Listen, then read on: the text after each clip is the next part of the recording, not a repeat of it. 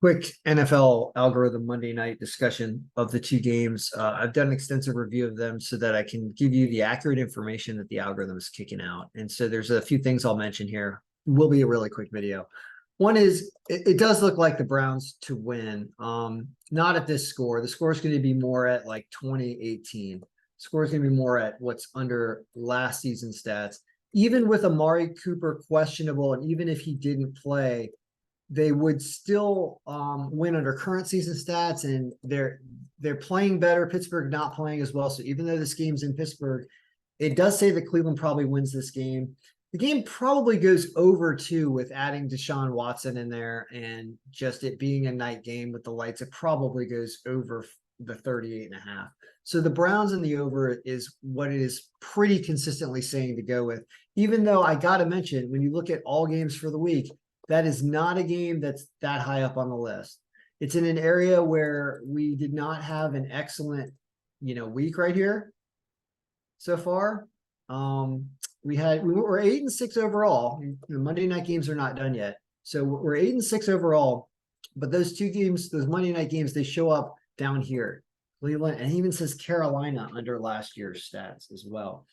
So Cleveland basically to win, and the over is a little more sketchy than Cleveland winning, but also it's not a game that you win probably even 3 out of 4 times. It's more like a one where you win 60% of the time. So it's not a great pick, but it's what's out there at a reasonable line of -140. Now with the Carolina Saints game, the one thing I noticed as I was digging through the rosters, and I wanted to look at current season stats for both of those teams. I wanted to be like, how did Derek Carr do in New Orleans? He did okay. But what is suspect here is the running game was non-existent for New Orleans against Tennessee. So is Carolina's defense not going to have to work that hard to stop the run? They just got to contain Derek Carr more in the passing. So it makes me think that the Saints kind of have to pass to score more points in this game. And that, I also got a questionable running back with Kendre Miller here. So their current season stats, they won a really close game against Tennessee, or a low scoring game, I should say, 16-9. So do they have the potential to put up a lot of points? Well, Carolina's defense, I do not believe is as good as Tennessee's defense is. So Saints probably do put up more. But speaking of Carolina, what did Carolina do so far this season? They lost in the first week. They have Chuba Hubbard running back there, Hayden Hurst. They've got low numbers, and they've got the rookie quarterback at Bryce Young, who only performed at a 0.31.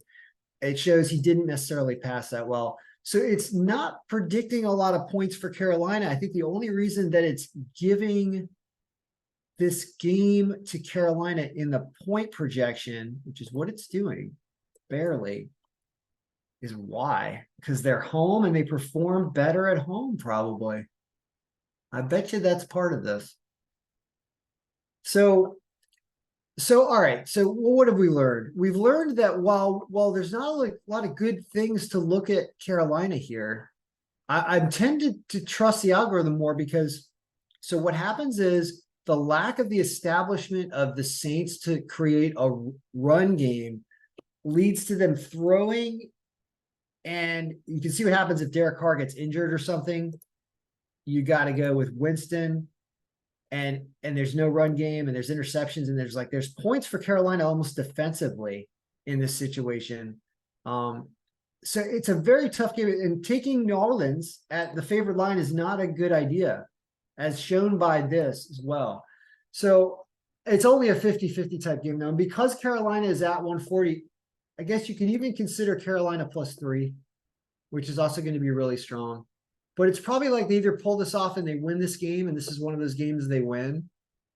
And so I guess you just go with what it says and go with the Browns and the Panthers.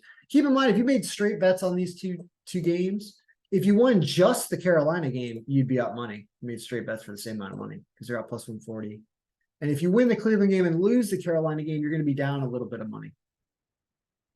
So anyway, should be a fun night to watch. I think the Browns and seeing how good the Browns are is going to be the story of the night. And this game is ripe for an upset due to a lack of an established run game for the Saints. So we'll see if that happens. All right, good luck, everybody. May all your picks be winning on Monday night.